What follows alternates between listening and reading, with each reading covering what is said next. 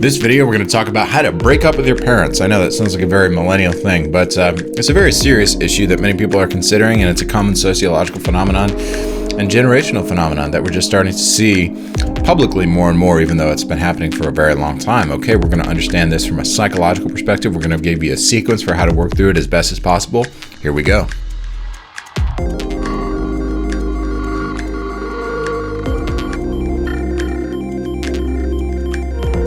Breaking up with your parents, it sounds like a very sort of leftist, millennial idea, almost like entitled idea, right? Like, I'm breaking up with my parents. They're so toxic to me. I can't even believe it. Like, they didn't pay my rent this month and I just hate them. Like, I can't believe they're doing this to me, right? Like, it sounds like that kind of like victim type thing. But it doesn't have to be. And because it's happening more and more, and I think there's actually a legitimate sociological, or rather I should say, a familial grievance that children are beginning to have, adult children are beginning to have. And talk to any boomer, for instance, and you'll find that many of these boomers, many of them no longer speak to their siblings, and they no longer speak to their parents. Many times they don't speak to their siblings because when their parents died, it caused such conflict over inheritance issues. This is very, very common, very, very common, that it split up the family, right? More than that, most of them are divorced, right? Many boomers are divorced. One study published in the American Psychological Association, a journal published by the APA called Psychology and Aging, predicted that parents with older children would actually have less conflict due to the decreased contact and the now adulthood of the child, right? So this journal predicted at the outset of this article that adult children would have less conflict with their parents than adolescent or teenage children. But the study actually found that the opposite was true. They found the opposite was true in their study. There was more conflict with adult children. Another study published in the Wiley publication Journal of Marriage and Family found that that value dissimilarity was the greatest predictor of estrangement between parents and children. So millennials are the children of the generation that most often cut off ties with their families. And in turn, boomer parents now face relational conflict with their children that they tried to escape by cutting off their parents from their lives. And the result, more often, is that the children of these boomers must sever ties or establish severely restrictive boundaries for the inverse reason, not to expel relational difficulty, because I find that millennials are very tolerant of relational difficulty. They're willing to compromise. They're willing to work through things. They're willing to have conversations. It's boomers who don't want to have these conversations. They're avoidant, right? And so millennials are having to cut off these relationships and set these boundaries with their parents to expel not to expel relational difficulty, but to close the book on toxic patterns of conflict management, right? These are the boomers who cut off their parents and now they're conflicting with their kids. And the kids are just trying to end the generational cycle, right? They're trying to end the generational violence. Where the boomer was conflict avoidant with their parents, they will be conflict avoidant with their children. And you see this I'm not saying this is true across the board in every single situation, right? This is how sociology works. This is how psychology works. You just have to speak in general populations, in terms of general populations, right? But where the boomer was conflict avoidant with their parents, they're going to be conflict avoidant with their children. And therefore, both the parent and the child of the avoidant boomer are forced to take responsibility for the boomer's displeasure with the relationship. So you have the grandparent and the grandchild both having conflict with the boomer, right? And this is the situation in which millennials find themselves. It's not an ideal situation, but it's an unideal situation which requires a formulation of the most excellent pragmatics to resolve it. The result of not being able to resolve this issue is very often severe and prolonged emotional suffering on both sides. And so here we are going to give a practical assessment of the best strategies for working through relational conflict with your parents that seem to have reached the point of no return. So first, I just want to start off with a point on Ephesians 6, 1-4, because this is going to be on most people's minds initially. So let's take a look at the command in the Bible that gives us the ideal toward which we should strive. And then we can look at strategies for realizing a suboptimal version of this ideal. So the Apostle Paul writes in Ephesians 5, citing Exodus 20:12. He says, quote, "Children, obey your parents in the Lord, for this is right. Honor your father and mother," quoting Exodus. "This is the first commandment with a promise, that it may go well with you and that you may live long in the land. Fathers, do not provoke your children to anger, but bring them up in the discipline and instruction of the Lord," end quote. So many people twist this passage into three obligations. Obligation number one, you must always obey your parents even as an adult. Twisting obligation number 2, you must never make your parents feel bad. Twisting obligation number 3, you must never morally rebuke your parents. None of these obligations are entailed by this text, as we're going to see, and it's very possible to manifest a version of this ideal while 1, doing what your parents don't want, 2, risking their hurt feelings, and 3, issuing a moral rebuke. So first of all, Paul is speaking to children, not adults, okay? So it's fitting for children to obey their parents, because if they live life the way that seems right to them, they will ruin their lives. If kids do this, they will ruin their lives, right? This is why if a parent fails to teach their child well, they are robbing them of prosperity they otherwise might have had with a good parent. This is, of course, the absolute ridiculous tragedy and then some of the transgender movement, but that's neither here nor there. Well, it's actually there, but it's not here. So this is why Paul explicitly couples the command for children to obey with the command for parents not to provoke their children to anger, right? It's a coupled command, just like his command to husbands and wives is a coupled command. His command to children is a coupled command. It's a command to children and a command to parents.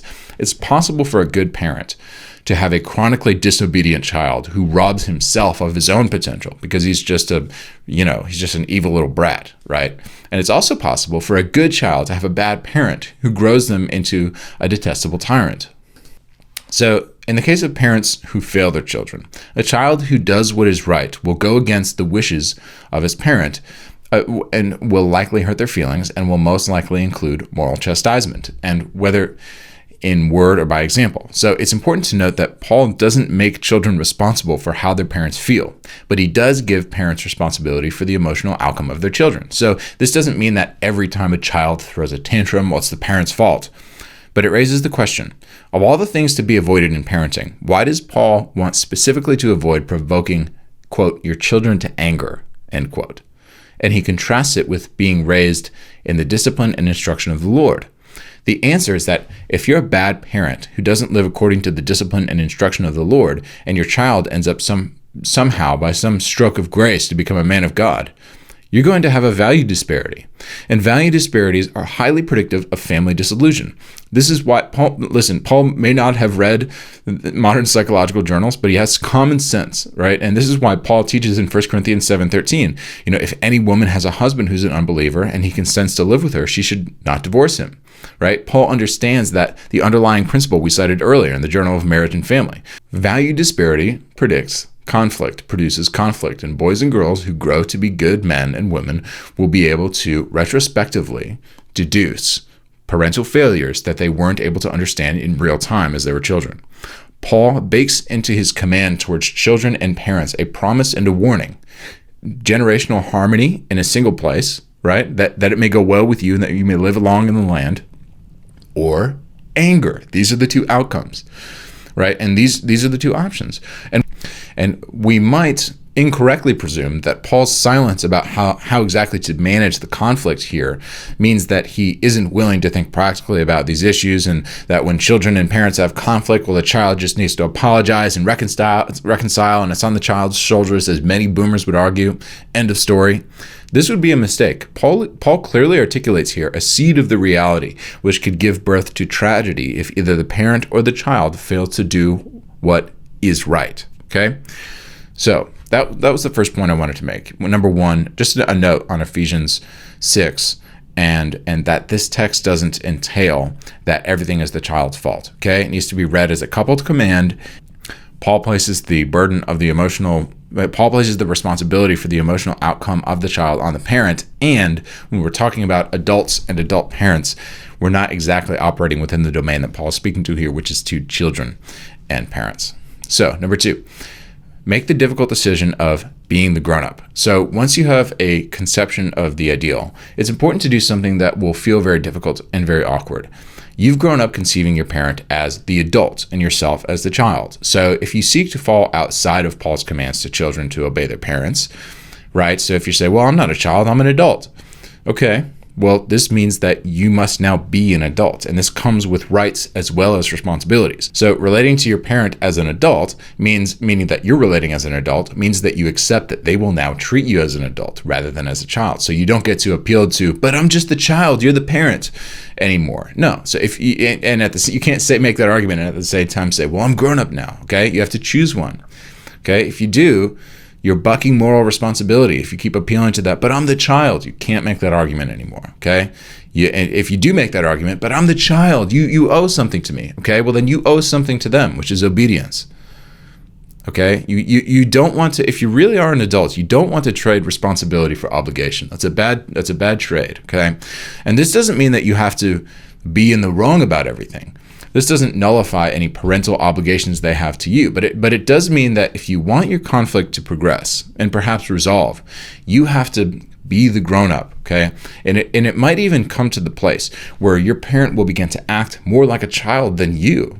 And that can be kind of embarrassing for you. It can be kind of awkward, right? They may throw fits. They may make accusations. They may talk endlessly about the nonsense of their own life, and they'll fail to enter into the give and take that characterizes adult life conversations. And if this is true, and you conceive yourself as an adult, then you can treat them like a child.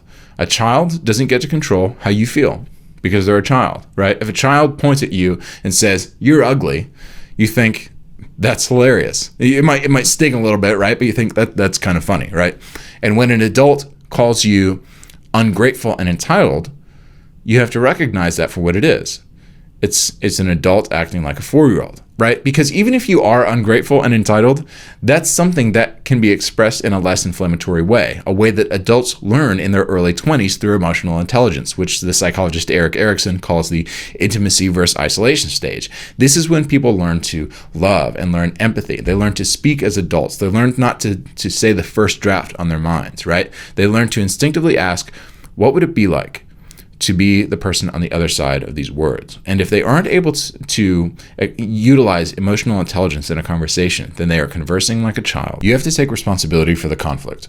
Not in the sense that it's your fault, but you become the administrative manager of the conflict. You keep track of claims and tasks and meetings and grievances. You are the one who maintains objectivity. You don't allow yourself the liberty of acting like a child, or else the conversation will turn into two adults and acting like children yelling at each other. Okay, so we've had our note in Ephesians 6. We have made the note that before you do anything, you have to decide to be the grown-up.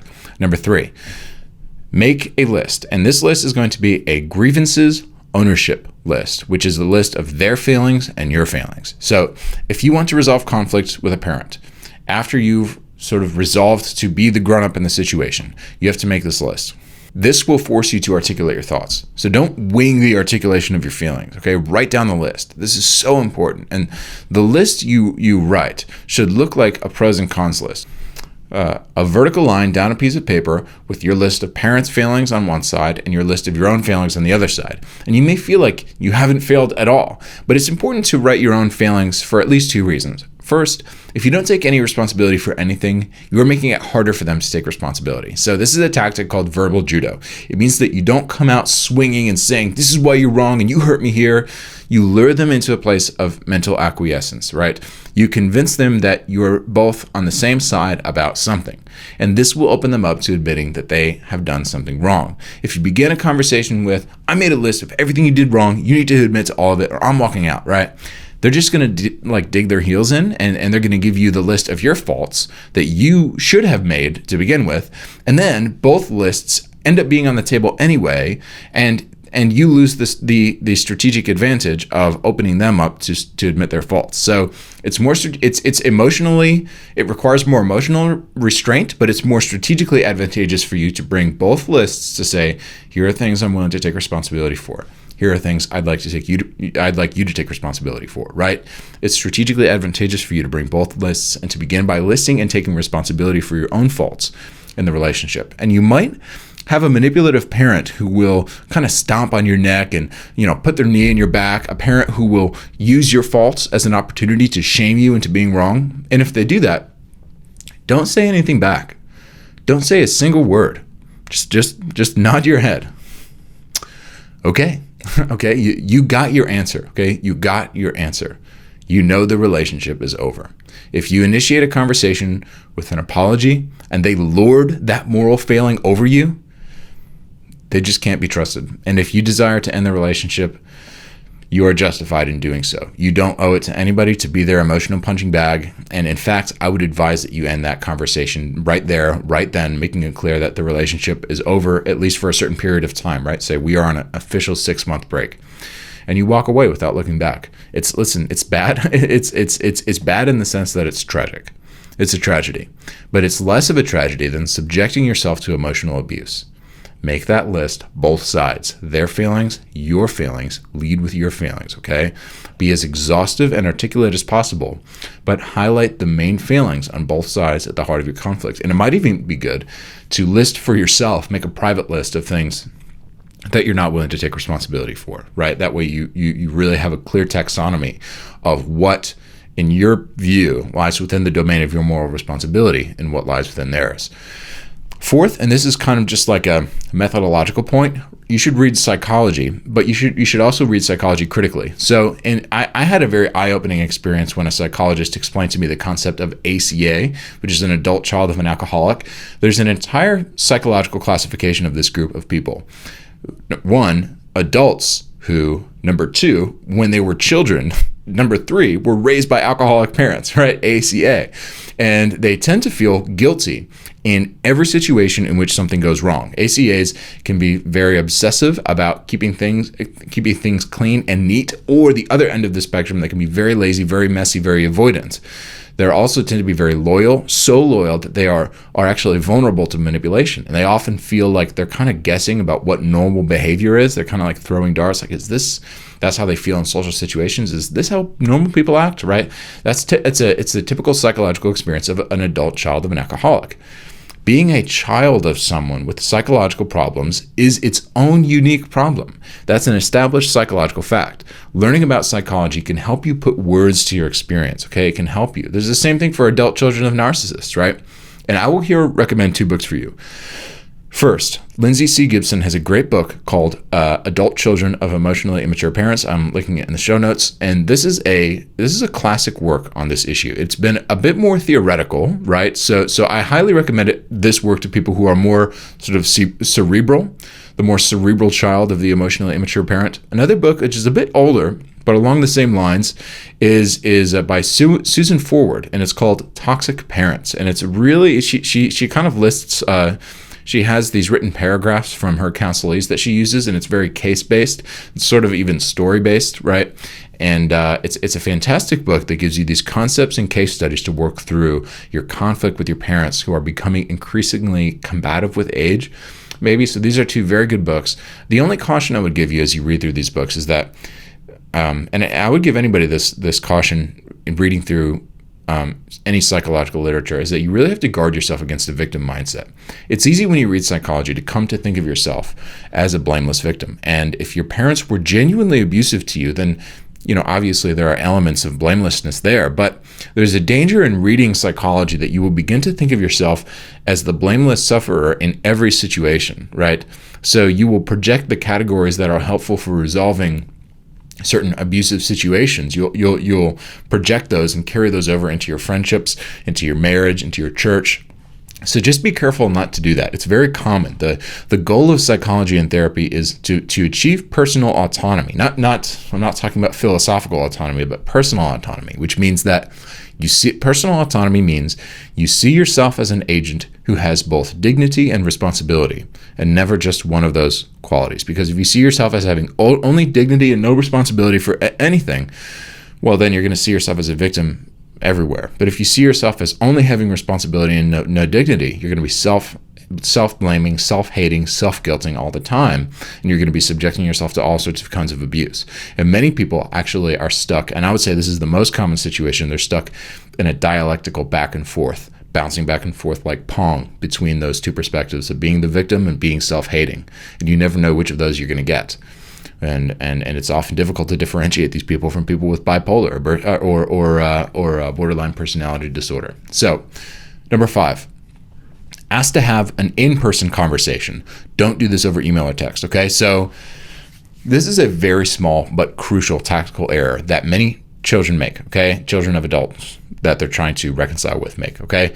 So they draft like a 2,000-word email, and they can't communicate in that email any tone, or any balance, and it puts the onus on the parents to immediately reply. And if they don't immediately reply, then that could take days to respond, during which they may be increasingly calcified in their defensiveness toward your email, right? So face-to-face conversations are beneficial for the conversation because, number one, face-to-face conversation always softens language and tone. Number two, your anger is balanced by love and nostalgia of the person with whom you have a history. Number three, the real-time format leaves little room for anger to fester. And number four, grievances can be resolved in the course of a 30-second kind of back and forth clarification. Like, hey, did you mean, well, wait, what did you mean by that? Right? Rather than over email, which could take hours, could take days going back and forth, and you're getting frustrated and you're reading and you're just angry looking at the screen, right? So you want to be face-to-face. It sounds like it's actually a more inflammatory situation, but it's not.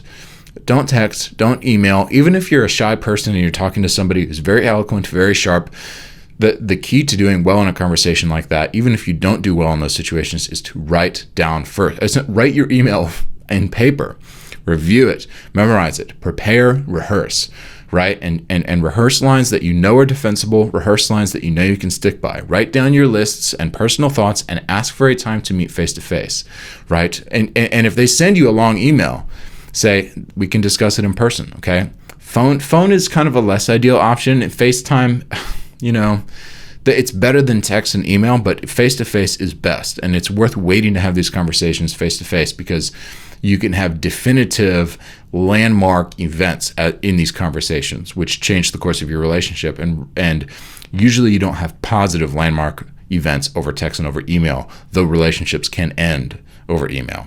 Number 6, lead with your faults, then calmly, rationally express your grievances, and don't hold back. So when you're together, two tactics come to the forefront, one of which we've already mentioned. First, lead with your faults. So if you fail to do this, they will see the conversation as an opportunity for you to attack them, and they will be defensive. So remember our verbal judo technique, okay? This is also expressed in the famous book by Sun Tzu, The Art of War. He says, the supreme art of war is to subdue the enemy without fighting. The supreme art of war is to subdue the enemy without fighting. He also says, appear weak when you are strong and strong when you are weak. You want to come out swinging, you want to come out fighting, right? You want to just, this is what you did, this is how you hurt me. Don't do it. You will not gain anything from it. You can express your grievances just as fully in a calmly and calculated way, and by leading with things where you leading in a way where you take responsibility for things first, okay? You're going to see it as a loss. It's not a loss. Again, if they take you taking responsibility as a win for them and a loss for you, then they are too toxic to have a constructive conversation with, and you need to have a break, right? There's your answer. There's your answer. Taking responsibility should induce in the rational, normal, sane person a softness of mind, a congeniality in the conversation. And if it doesn't, they are not in a place of sanity. They are not in a place of morality, right? It's what Proverbs calls the man of blood. You don't want to talk to that person. You want to get out of that conversation, okay? And so taking responsibility is tactically advantageous for you. So you want to lead with that, okay? These are tactics which will allow you to win conversations, which, if you are acting like a grown-up, means that you both win the conversation, okay? So when I talk about using these like battle tactics, I'm not talking about ways to defeat them. I'm talking about ways to prevent their anger and to subdue their ego so that you can both win, because the goal is to win for both of you, okay? Second, make sure that you say everything that you need to say. So do not hold back. Okay, when you're with someone face to face, you may be tempted to downplay some of your own grievances. Don't do it, okay? If you hold back, you're just creating, number one, you're creating resentment. Number two, you're creating a need for a second conversation down the road, which is undesirable. Say everything that you write down on your list, even if it's unpleasant. Your future self will thank you for it. Number 7, privately and soberly write a list of your takeaways and don't share them with your parents, okay? Why do I say this? You want to privately making this list has 2 advantages. First, it allows you time to unpack the conversation fully. You won't be able to understand the conversation until you've had some space. You may be tempted to say that it went terrible or it went extremely well, right? Like you go out of it and you think, man, that was awesome, or man, that was terrible, right? The truth, as with all conflict resolution, is probably somewhere in the middle. So first, wait until you're alone to evaluate the conversation. Commit to yourself to end the conversation well. Make that commitment, even if it doesn't go the way you want it to. Even if you know later you're going to be frustrated about this or wish you had the final zinger, right? Commit to yourself to end the conversation well. Say, thank you, have a nice day, right? You'll only muddy the conversation by allowing yourself to accept your immediate emotional reaction as your definitive final take on the conversation. That's not a good tactic. Second, be sober. Okay, I don't mean don't drink any alcohol, although, maybe that would be good, maybe that would be bad, I don't know. But don't allow yourself to write, when you write your analysis, don't say, well, my big takeaway from this conversation is that my parents don't care about me. That's probably not true, okay? They probably care, even if they're bad at caring, even if they inconsistently care, even if their version of caring doesn't look like what it should look like. They probably do care about you. And so try to be sober when you write and your takeaway from the conversation. Third, you want to wait, okay? You don't want to email your dad or call him or your parents or whoever you have to talk to right after the meeting and say, that was terrible, I hate you, blah, blah, blah. Even if you have a positive analysis, that was amazing, I'm so glad, blah, blah, blah, blah, blah, blah. Just take a breath, wait, okay? You don't want to tell your dad, so basically my takeaway from this conversation is that you're a bad parent, right? Even if that is your conclusion, and it may be, make that conclusion for yourself and then adjust your behavior accordingly, okay? What does it look like for you to relate to a toxic, entitled parent? Well, then you can make a decision about that as you go. Make a rational decision and act accordingly. You gain nothing from sharing that conclusion with your parents, okay? It's like engaging an internet troll, okay?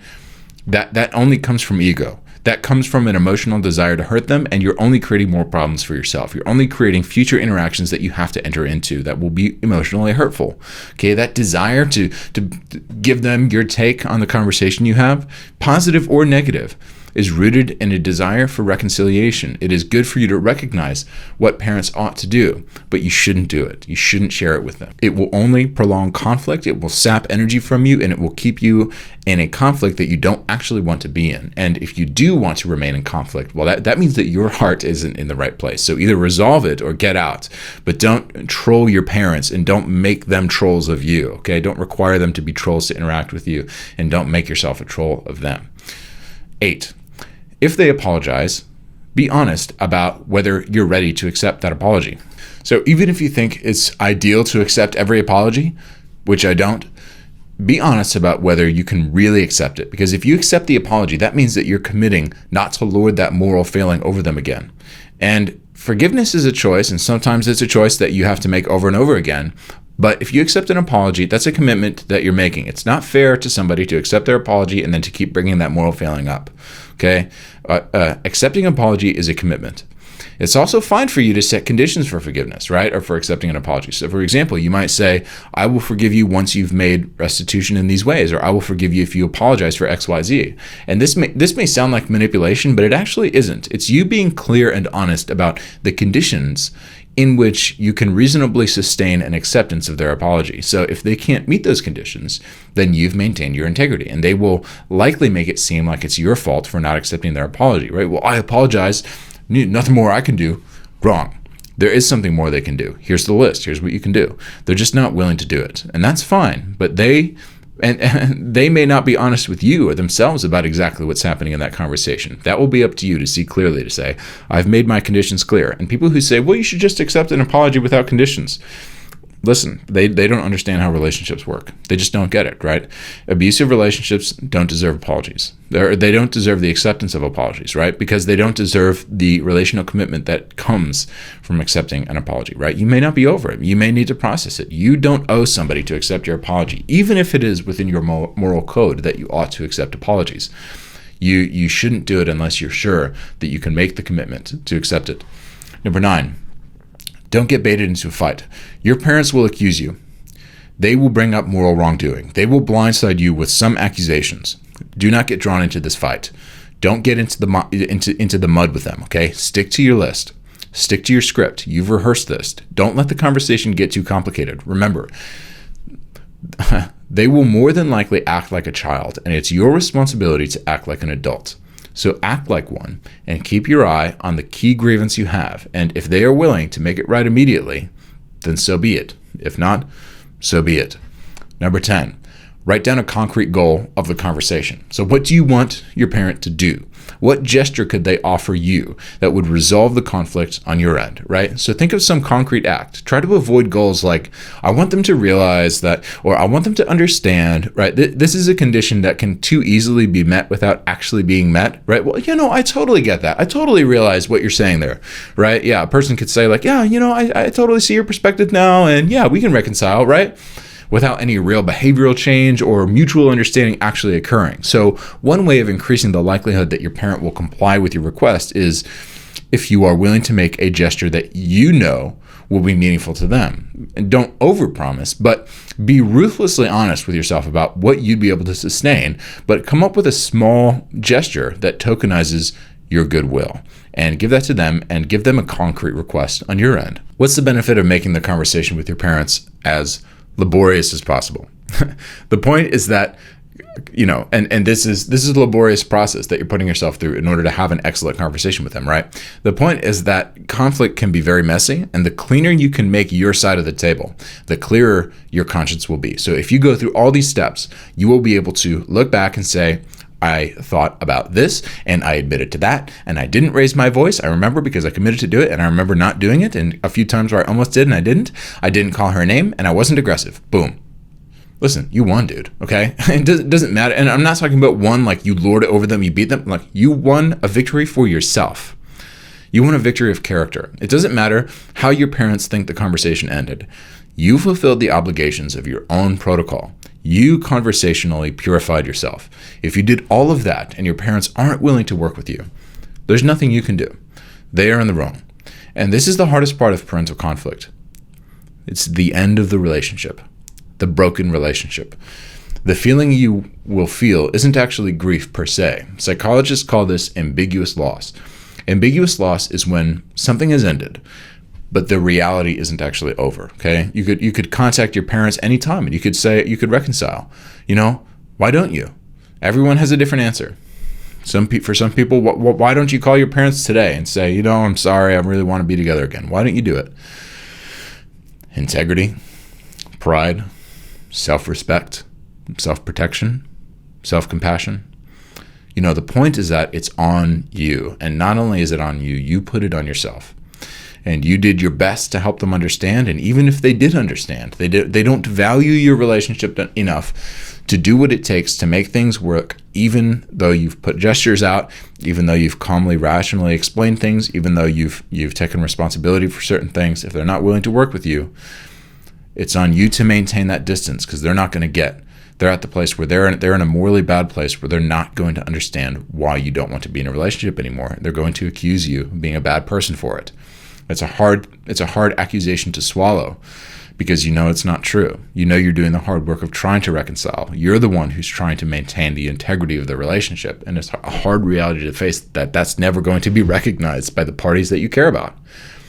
But if you're bitter about it forever, on the other hand, you're just poisoning your own mind, and you have to move on. You have to start a new life. You have to plant something new that will grow in its place. And it will hurt. It will be excruciatingly lonely, but it's the right choice. And if you've done the hard work to end it right, and you've done the hard work to have a conversation according to this particular sequence, then you've made the right choice. Always remember that.